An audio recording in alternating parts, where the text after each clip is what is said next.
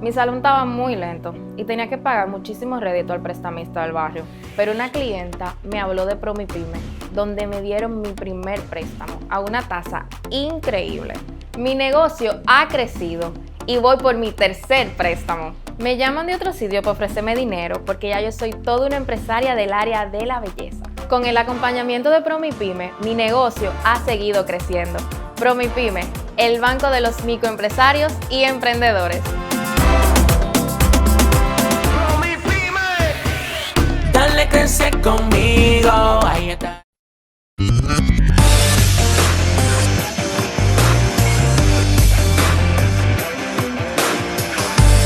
República Dominicana, muy buenas tardes. Aquí estamos grabando ya en horas que no son habituales porque queríamos tener una actualización más de las informaciones lamentables, la que vamos a servirles, aunque muchos ya la conocen, pero eso permitirá algunas perspectivas, y es que ya aumentan a 231 los fallecidos en la tragedia del Jet Set, al menos eso es lo que se dice de manera oficial. Lo dijo la ministra de Interior y Policía, Farideh Raful, que según ella, pues obedece a la confirmación de 5 nuevos decesos sobre los que ya conocíamos, o sea que 231 personas, y sin dudas que es una cifra que va a seguir elevándose.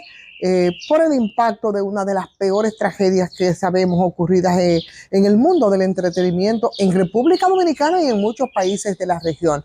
Seguimos contando.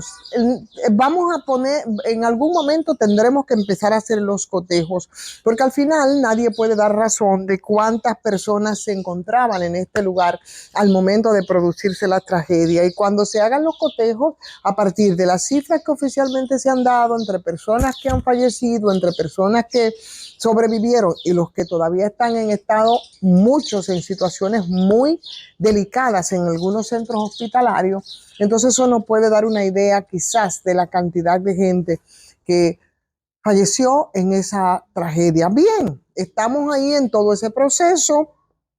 Y ese proceso pues implica, claro está, lo de el impacto, la sorpresa, el rescate, señores, pero ahora nosotros tenemos que tener muy claro qué fue lo que pasó ahí. Aquí no hay espacio para la propaganda, aquí no hay espacio para intentar maquillar la situación, lo que ha ocurrido, y por lo menos la gente la gente que hemos hecho de este ejercicio, por supuesto, una gran responsabilidad. Tenemos que poner el dedo sobre la llaga. Aquí no se trata de que si un periodista o un rescatista al momento de hacer una transmisión te puede llorar, que es perfectamente posible, porque por encima de las labores que tú desarrollas hay seres humanos. Eso creo yo que en medio de la gravedad del asunto, en la que nosotros ya estamos contabilizando 231 muertos, es intrascendente. Es intrascendente y no podemos detenernos ahí. Aquí yo creo que hay que ir indagando, profundizando en las investigaciones para establecer las responsabilidades a quien corresponda en medio de toda esta situación. Instituciones del gobierno, responsabilidades personales de los dueños del centro, no sé. No lo sé. Lo que sí sé es que, como hemos dicho en otras ocasiones, aquí hay que agilizar las investigaciones, las indagatorias, los levantamientos, los análisis forenses que nos dicen que también en ingeniería aplican lo que quieran.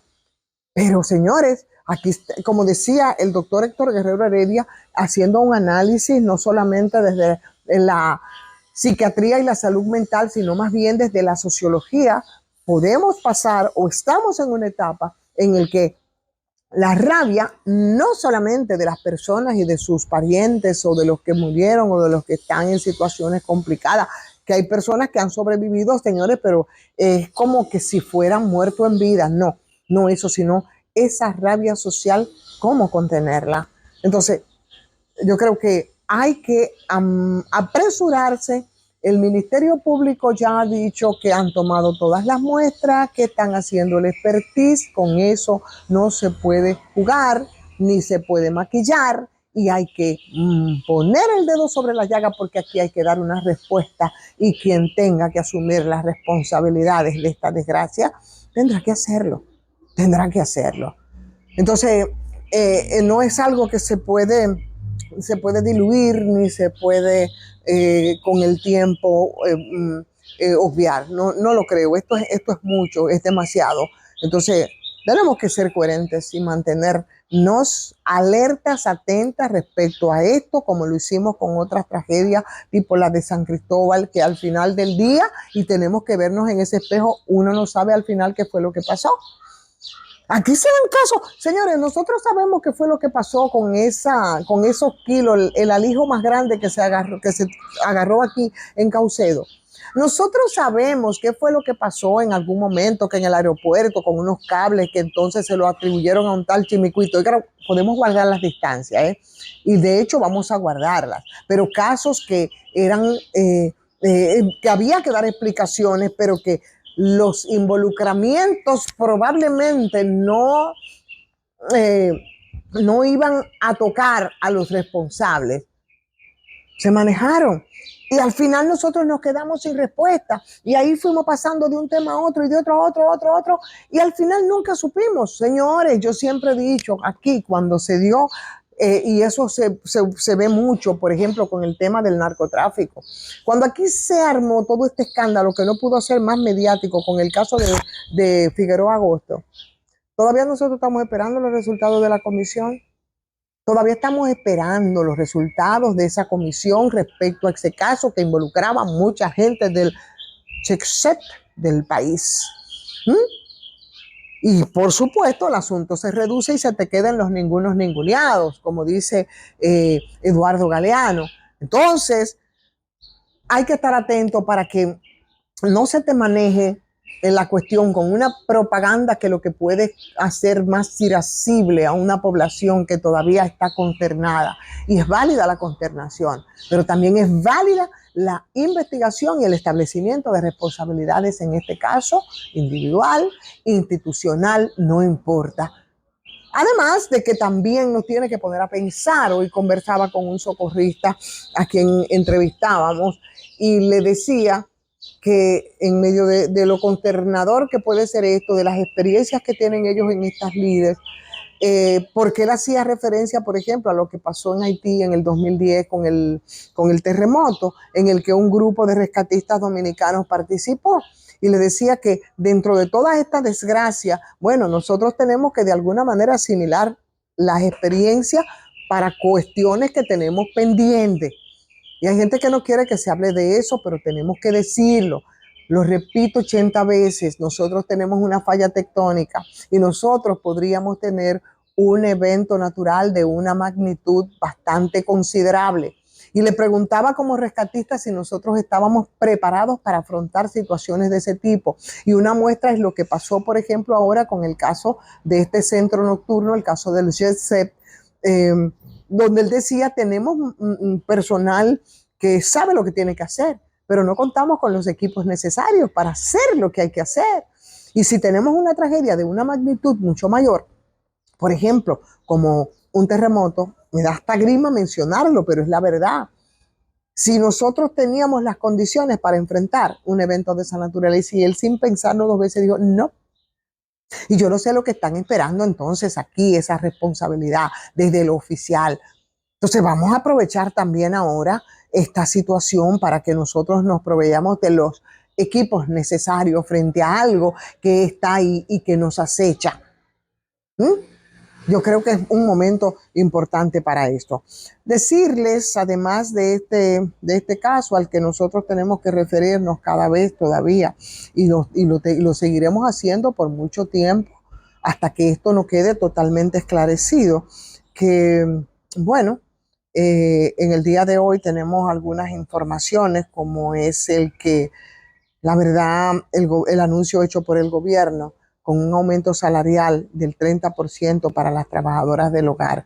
Eso, aunque a mí pueda parecerme todo lo justo posible, va a crear muchas situaciones y yo no sé cómo cómo se va a lidiar con todo esto. Pero además contarles que también en el día de hoy amanecimos con la información de la muerte de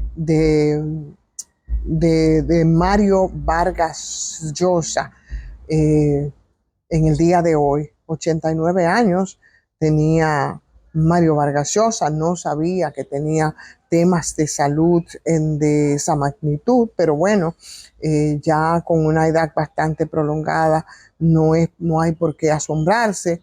Yo puedo decir que no era de mis favoritos, aunque tengo que reconocer que la prosa de Mario Vargas Llosa eh, eh, era, era bastante considerable y muy fluida.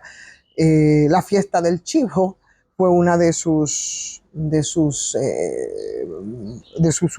libros que creó mucha controversia aquí en República Dominicana, porque fue una especie de mirada al poder y a la memoria de República Dominicana, con esa adaptación que además se llevó al cine de esta obra literaria que se estrenó en el 2005 bajo la dirección de Luis Llosa, que era el primo de Mario Vargas Llosa. Pero el caso es que sí, que murió el señor Mario Vargas Llosa. Hago la referencia al caso de la fiesta del Chivo para que mucha gente, bueno, pues sepa de qué se trata y de quién estamos conversando en la ocasión. Bueno, hay, hay otra situación también que yo creo que debe llamarnos un poquito la atención, porque no podemos quedarnos solamente en el tema de la tragedia. El país sigue, avanza, más no significa que nosotros no estemos atentos y que, como le había dicho, y yo creo que eso es lo que va a ocurrir después de todo el caos, después de lo que pasó después de que llegamos entonces al duelo y después, que es lo más importante, de las horas en las que nosotros tenemos que dar respuesta, porque el duelo va a seguir y va a seguir por muchísimo tiempo, por muchísimo tiempo. Por esos épocas de asueto, por ejemplo, como esta Semana Santa, va a ser totalmente distinta. Muchas cancelaciones de actividades que estaban proclamadas en las playas. Veíamos ahí una que siempre hace tradicionalmente la Armada. También todas las actividades en las plazas, en los parques. Todo eso ha sido cancelado y por supuesto que es será distinta, ¿no? Esta Semana Santa y todo va a ser distinto. Sin embargo, ahí está. Vamos a ver qué es lo que procede, que si es una responsabilidad penal, que si es una responsabilidad civil, pero en esencia no podemos diluirnos en ese tipo de discusiones que son muy técnicas respecto a lo que procede aquí.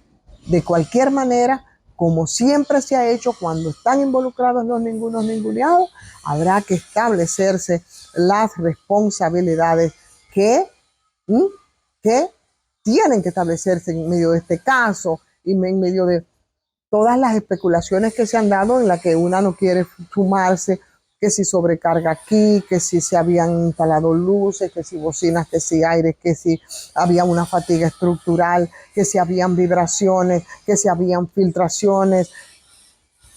No nos vamos a sumar a ese tipo de especulaciones porque son cuestiones muy técnicas que tendrán que establecer los peritos forenses que van a trabajar con todo esto.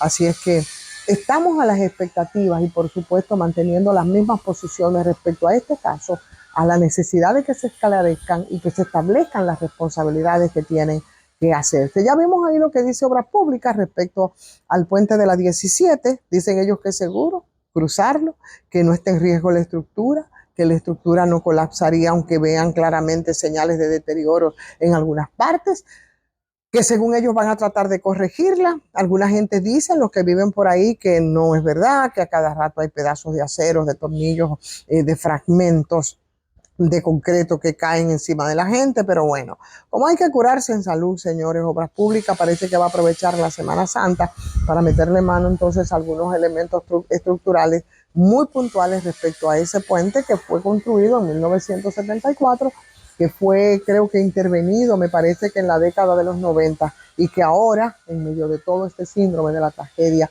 esa y otras infraestructuras tendrán que someterse al remozamiento del lugar. Por allá el señor Don Donaldo Trump con las suyas, dejando fuera ahora los aranceles a productos electrónicos que involucran celulares, computadoras, monitoreo, chip, memoria, en fin, todo esto, dice que por un tiempecito. Eso incluye, por supuesto, a China, ¿no? Donde Apple fabrica el 90% de sus celulares y el 145% de aranceles a los productos de ese país que le hubiese dado, pero yo digo más allá de la madre, a esa y a otras grandes tecnologías.